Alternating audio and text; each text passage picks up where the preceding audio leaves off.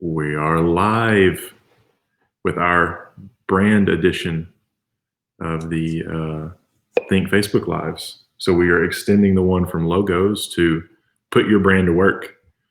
So I'm excited about this one. Tara pulled some examples for us. I think it's important to understand that our logo is not just our brand. Right. And so once you have your brand, kind of now what? What do I do with it? Mm-hmm. How do people make sure that they know it's me? How do I build upon that? Mm-hmm. And what are some elements to support the brand? So when we begin with someone and we start with a logo, it is a logical starting point a lot of times for building that brand, but a logo is definitely a subset of a brand. And so when we talk about branding, we talk about how your logo goes and extends to different medias, different platforms. Right. And so once you have your logo, kind of our three things. The first steps are your corporate ID, which would be your business cards, letterhead, things like that you're sending out for clients to see on a regular basis. Your website, which of course is where people go to get most of the information, contact information, things like that. And then if you have a location, the signage and recognizability for your storefront. Yeah. So you have to have that. The website looks like it, the signage looks like it, and we're not getting some disconnect in our brand when we go from section to section. Right. And that's going to create value. It creates a lot of brand value because we don't have to go in and recommunicate these every time. Yeah. You gave a good tip that said a little bit ago, and I'm going to steal it. Your tip. Okay. You said if your brand can carry on without your logo. Yes. Then so what are some elements that you can see? So if you don't have your logo on there, if it wasn't, which you always should, but if your logo wasn't there, would people still be able to know it was your business? Yeah, I think that's important. So that covers a lot of different things. So we can jump into one example if you want to. Okay. So we're going to start out with B&B Supply. They're lumber and hardware out of Highland, Franklin, that area. And they had their logo already. Right. And so they asked us, hey, can we take this logo and build more brand elements and functional elements around it? Right. And so I think the first thing that we started out with for them was a website, which doesn't always have to be the first thing. But logically, sometimes that's where we start. And so this type of green shape. What shape is that? Trapezoid? Don't call me out on shapes. But yes, it's an artistic line drawing with color inside of it. It's closed. So we had this kind of shape, and then of course their fonts that you see here for lumber and hardware kind of start to make up their brand. There's also some textures that fall over the photos and this slider up at the top, and so those. As we scroll down the page, here we have the Let's Get to Work, and again, this stacked kind of font that makes up part of their brand elements. And the logo changed a little bit. Do you see that? Yes. So once you start scrolling down on their site, it takes up a little less vertical room for their logo to be more in this horizontal format, which is something that we do often for clients, having a couple variations that can be used depending on the scenario, where it's used and kind of the space that you have. So I'm going to put you on the spot and ask you a tough question. Okay. We talk about consistency a lot. Yes.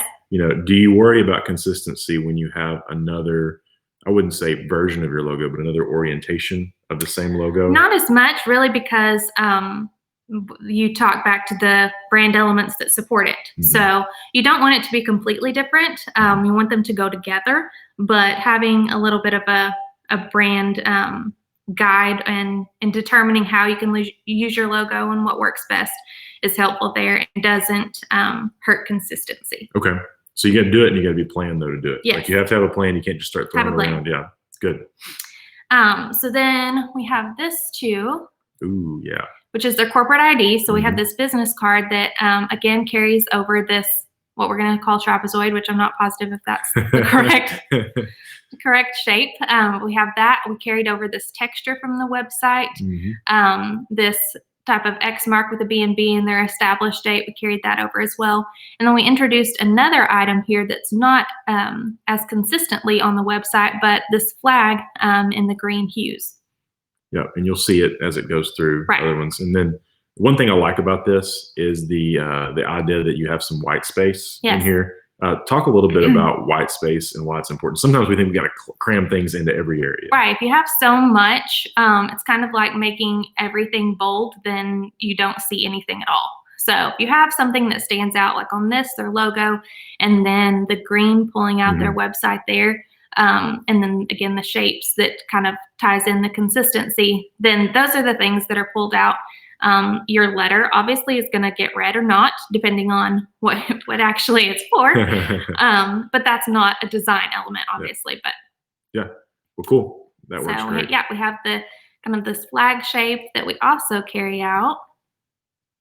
And this is really cool to see this go in large format like that. Right. So we did some truck wraps for them. So again, this kind of stacked shape here with the lumber and hardware. This flag, it's shown consistently. And so we kind of and I don't see their logo there. Right, their logo. So they have the horizontal version here, just says the B&B Supply. But again, this isn't, when you see this truck, this isn't a prominent place that you're going to know exactly what you're looking at. From the front, from this side, it's a little bit more. You get that kind of area there. And then you see that their logo's on the door, but it carries this flag shape that's throughout there. Yeah. So that logo being on the door really makes it, kind of gives it its space, Right. So we're not having to have it compete. It would be bad if we had a logo on the hood, logo on the door. And why do we not just want to throw that all over the place? Throw the logo. I mean, yeah. So if you get too much, again, you don't see anything at all. But also you want to have your logo stand alone a little bit, so it gets more recognition and visibility. One thing I hear you guys talk about a lot when we're talking about logos and application is logo lockup. Yes.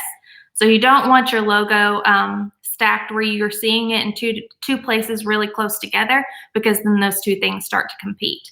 Okay. That's also the same thing for if you have a font that you use in your logo, creating that. It doesn't need to be the same. Often people ask, what font is my logo in, so I can consistently put that throughout my branding. We don't recommend that, because you want your logo to be different than what the branding elements are. If everything's the same. If everything's the same, it doesn't look the value special. Starts to go away from what the special item is. Yeah. Right. So awesome.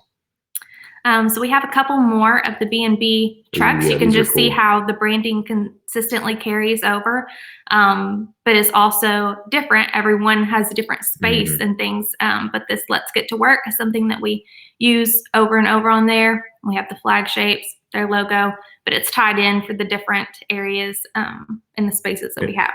And we call that really a brand expansion. Yes, our branding pack. Branding package. So you can have that where the brand expansion just adds accents to what it is your personality is. Right. Yeah. And last thing for them.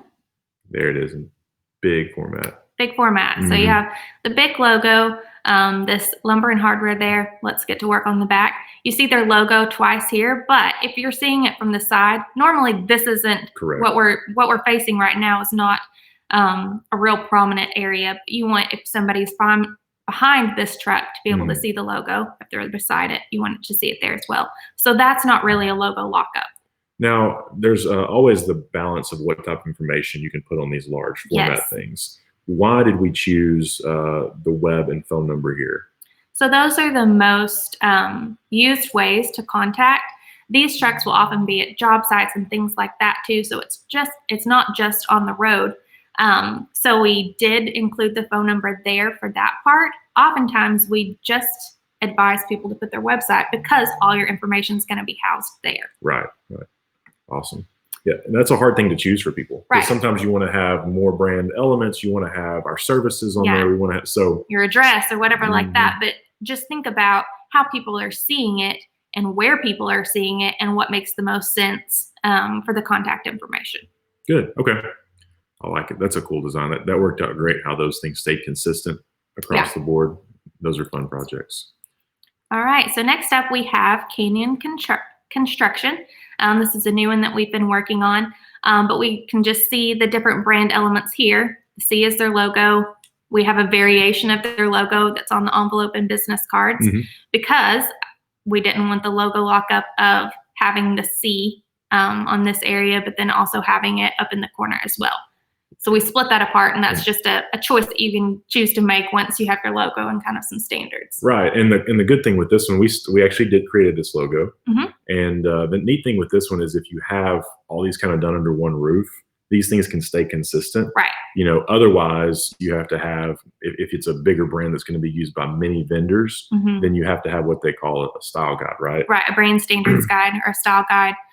Something to send out to different people, or especially if you have several different departments. Like Unity Health, we've created a brand standards guide for them because they have several different departments who are using the logo, and you just want to make sure that it's used correctly. Yeah, that helps maintain that consistency, and those guides can tell you things a lot of times what not to do. Yes, there's a lot of what not to do's in them. Don't stretch your logo, don't do funky shapes with your logo, things like that are usually included in those as well. Right, awesome. For this one, some of the consistent elements, and it doesn't have to be an element for this one, like the web address is usually, or something is in this vertical space here. We've used build boldly. And then of course the red colors are a lot of your branding elements as well. So I like it. It's fun having the red contrast and seeing how much that contrasts with the black. Just creates really a bold experience, and that icon, the C, is very recognizable. Okay. And then we have their website as well. So you can see a vertical element there. You have the red C in the shape, and then Canyon Construction on that element as well. Yep. Trying to continue the personality here. So we can push this one further as we continue to develop this website we want organic photos in there of them actually doing the work. And we want the brand to be able to really speak through the people that work there, the employees and everything else, and really represent them. Because if it doesn't look like they can wear a shirt and it's believable, then we have a question with the brand. Right, who we have next? Next up we have Heber Springs. This cute little guy. So a photo can also be a brand element that carries through. We have this looking good. It's kind of their tag that we've used there. This was another logo that we did an update to, but kept consistent from the design that they already had, but putting things with it that we felt would work with it well.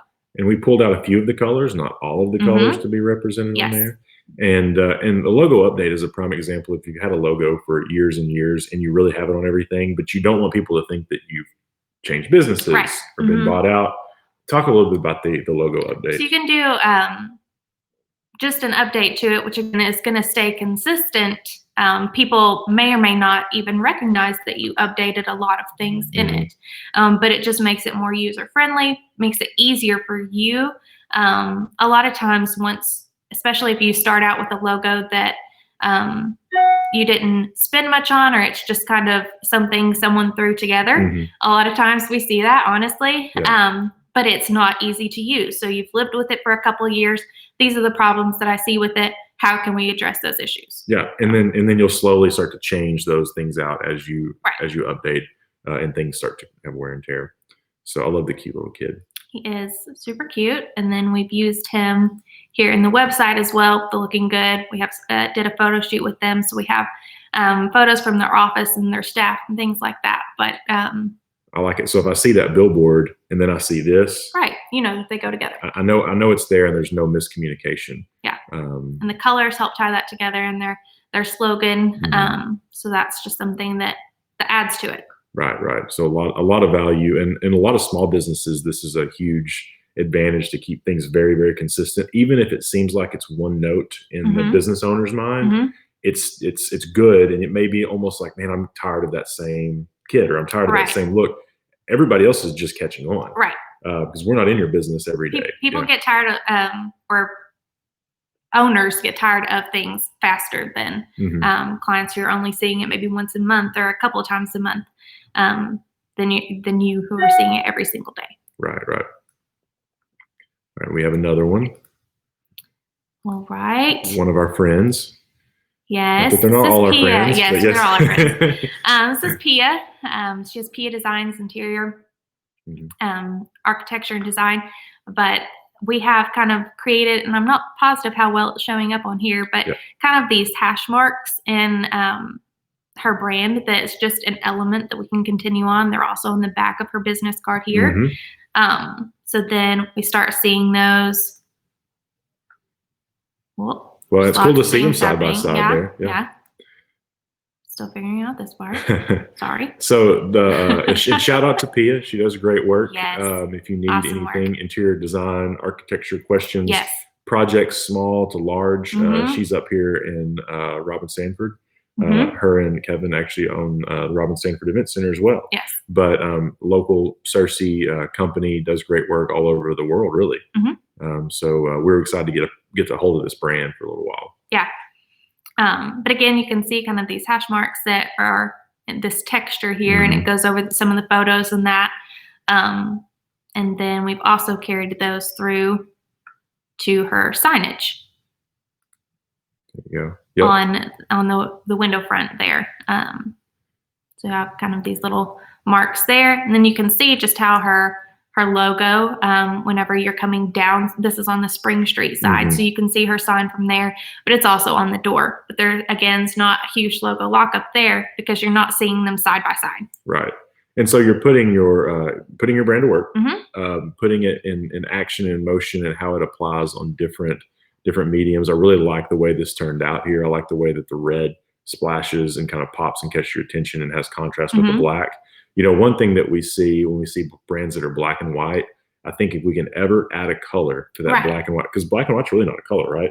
No. Black and white's not as much color. A lot of things, if you want your design to be very classy, a lot of people gravitate towards black and white, but just adding a little bit of color in there adds a little bit of personality. Yeah, and you can use it on these mediums and platforms. Okay, so a couple other things before we close out are just some common questions that we get from clients branding, and I wanted to kind of bounce them off you here on the slide to see. One thing is apparel. Apparel is a huge thing, and they want not everybody wants to wear the same thing. How do we approach apparel? Well, apparel kind of breaks all the rules, or can break all the rules if it needs to. Because people do, if you have employees who are wearing the same shirt every day, like for instance, my shirt here today has Think just embroidered on it. But not everybody wants the same style thing. So for us, we got to choose what we wanted, and then the logo's embroidered on it.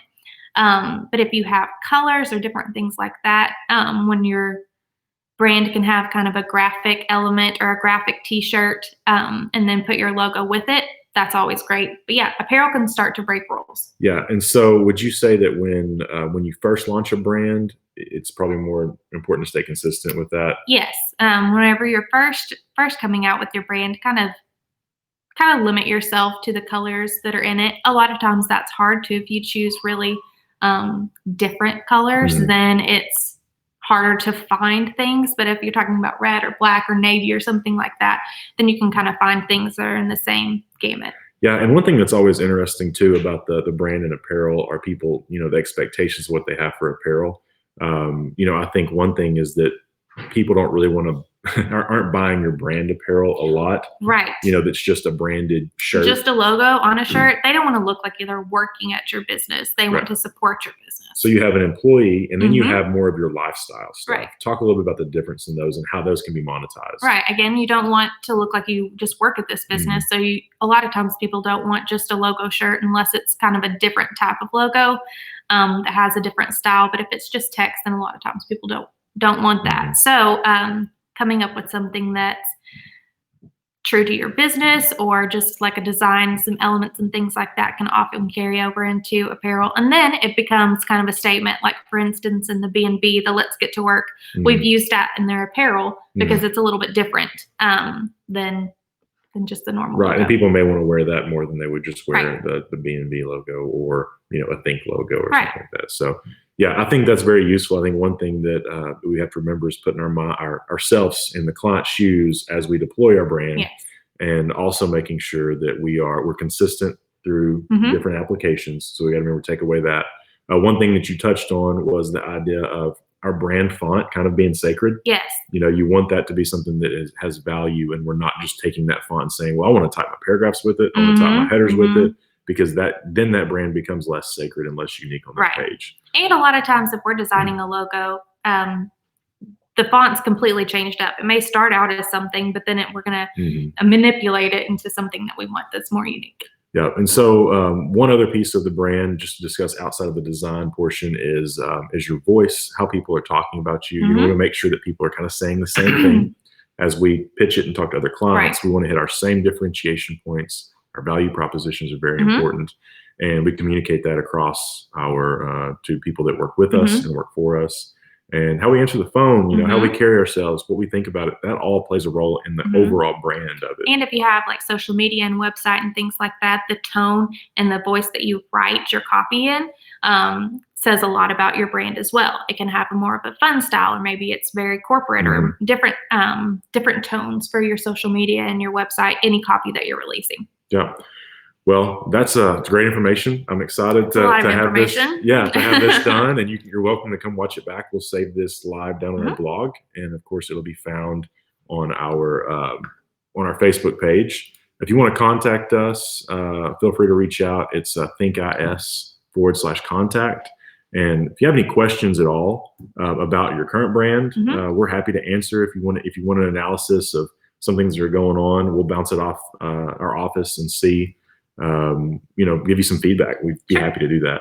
But and so this is Tara, art director, and I'm Justin, VP of Client Solutions. But we'll go ahead and sign off unless there's anything else you want to say. No, I think we're good. Oh, you got some happy birthdays over here. Oh yeah. Well thanks. It is Justin's birthday. I appreciate it. Yay! Yay! Celebrate. Thank you so much. Have a great day. See you.